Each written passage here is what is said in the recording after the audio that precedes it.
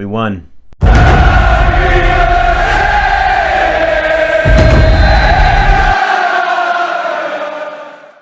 Right, and we are back.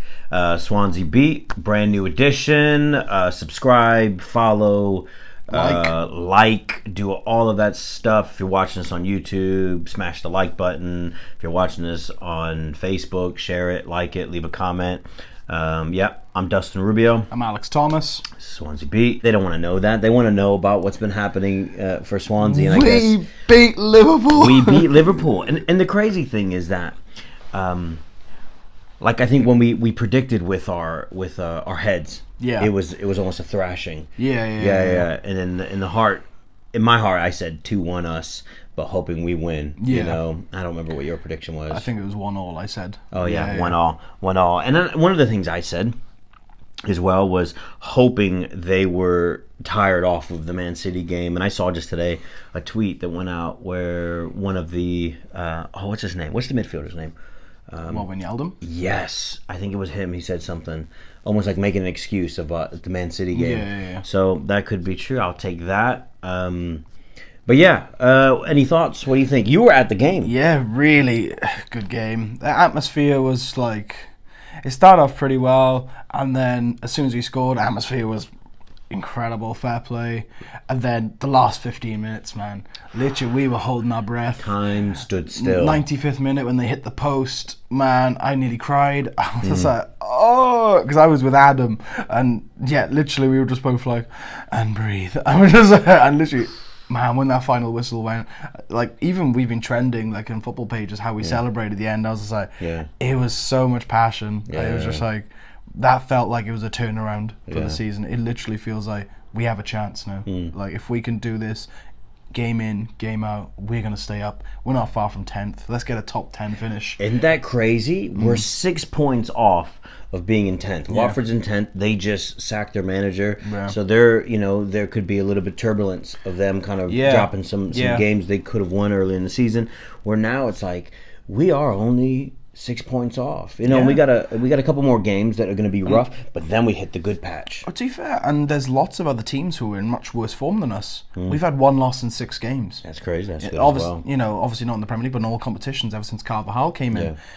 But that's good. We're on a decent run. I feel like, people can say, "Oh, you've got Arsenal and Leicester next." I'm like, Arsenal, we have a decent record against, and I wouldn't walk into Arsenal thinking, "Oh, we're versing one of the biggest teams in the Prem," because they're not at the moment. Leicester, you can either get a really amazing Leicester with Mahrez on form, or you can get a decent result against them. And then after that, we got a decent run with Burnley, Brighton, and all these smaller teams. I feel like.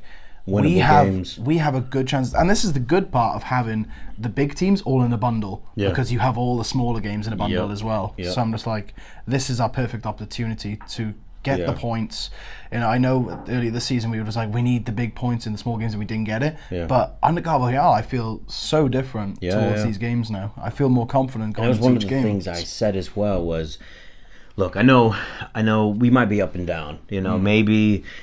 Maybe we've been kind of played a little bit in the transfer thing, and I'd said maybe they're just kind of trying to entertain us with putting all this stuff out in the media as far as we're connected and linked with all these players, and maybe we don't end up with anybody. I remember I said, I was like, I'm still okay if we don't get anybody, not that I think it's ideal, but if we don't get anybody, because I was still happy with who we have.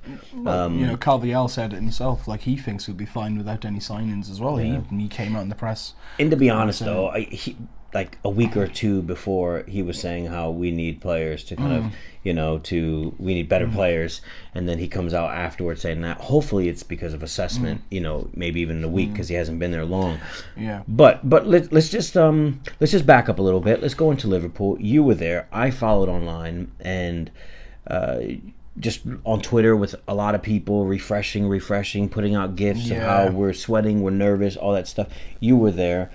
What are some of the performances? What are some of the key performances? I think defence, February, I'll give props to Carvajal and his due.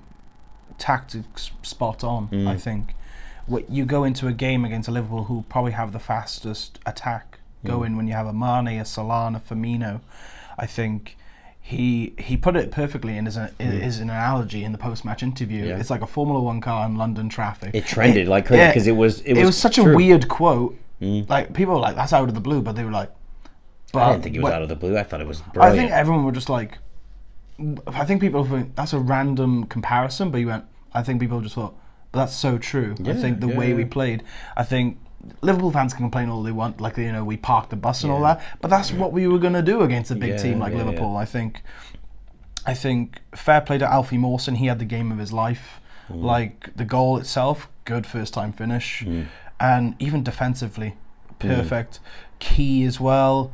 Like, when I saw the starting lineup and I saw him in that sort of messer role of the CDM, I was like, I'm not confident, but fair play. He was all over that Liverpool attack and even midfield. Fur as well. He frustrated me at times, but he had Wijnaldum in his back pocket. Man, he was all over Wijnaldum. He had just no chances. There's a player I want you to talk about a bit. Okay. Klukas. Yeah, just because he got a lot of stick for a long time, and maybe rightfully so because of the price tag, and he wasn't even somebody who was on our radar. So when we're saying we're paying that much, you better perform. You know what I'm saying? And as fans, sometimes we're a bit emotional, passionate. Where if it's bad, we are all in. So just talk about him.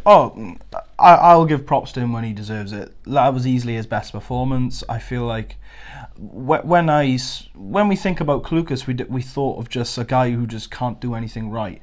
But I think this game, everything went right for him, and I think he showed a lot of heart. His work ethic was incredible in this game. Like, he was pressuring the Liverpool defense.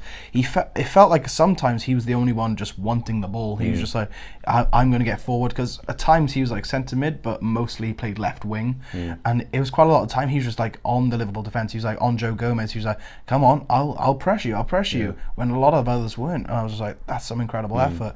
And he started quite a lot of attacks. I felt like, it was just a great performance, and I'm hoping this continues. Do you think it's signs of what's to come under Carvalhal? I hope so, honestly, because when I saw him at the start of the lineup, I think everyone was thinking the same thing. Oh no, you're playing the worst midfield possible here, except Carroll. But I think I'll give props to him when it's deserved. And Jordan.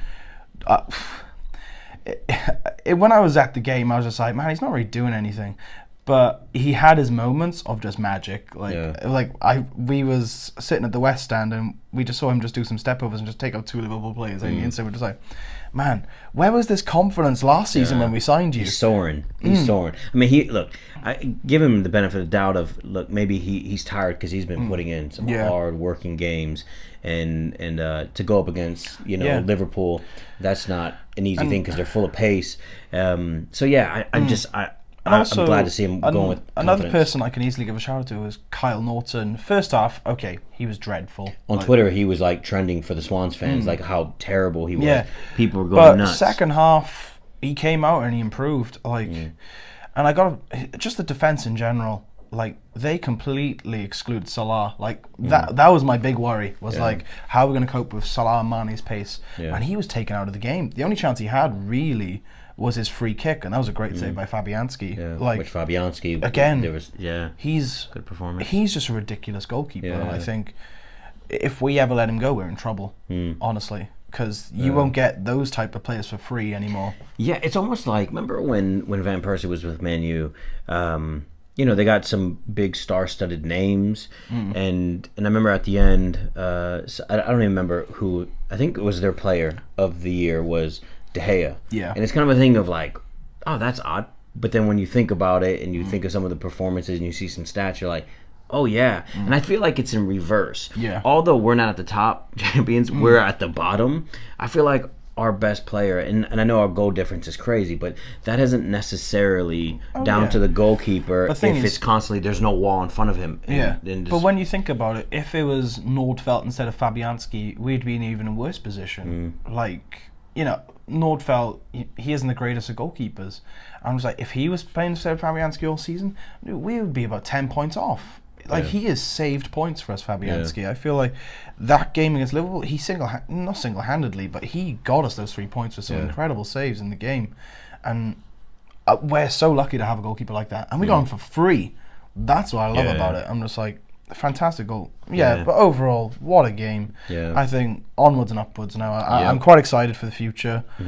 I still want transfers to come in. Yeah. I'm not expecting. Yeah. I'm not. Yeah. I'm not like, we're going to sign like 5 players. I think we need a right back still. I think, not saying we need somebody to replace Naughton, which I think a lot of people would say yes. Yeah. But I think we need, just in case he gets injured. I Yeah. mean, Rangel, love Rangel. Man, he's a hero. He's a legend.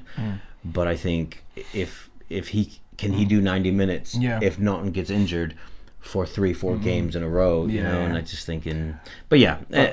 Yeah, but obviously this Saturday we've got Notts County in the FA Cup. All right. So I'd like to play, a decent squad. But I think if Tammy's back from injury, give him his run out. Yeah. Give Renato's run out.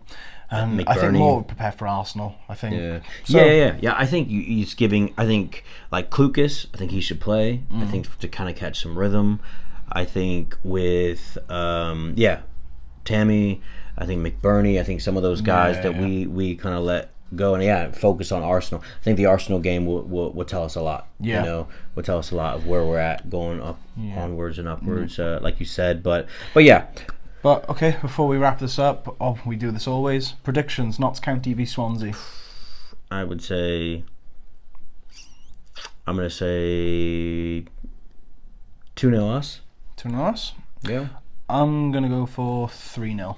Okay. I feel ambitious about this one. Right. Yeah. So yeah, I say McBurney gets his first goal. If he plays, McBurney gets his first goal. I reckon Tammy and Boney. Okay. Yeah. Yeah. So thank you everyone for watching. Leave a comment down below what you thought of the Liverpool game, and are you excited about the future of Swansea City Football Club against Arsenal? What are your thoughts on the FA Cup? Should we go on a cup run? And yeah, thank you ever so much for watching. Leave a like, share this with your friends, and we shall see you very soon.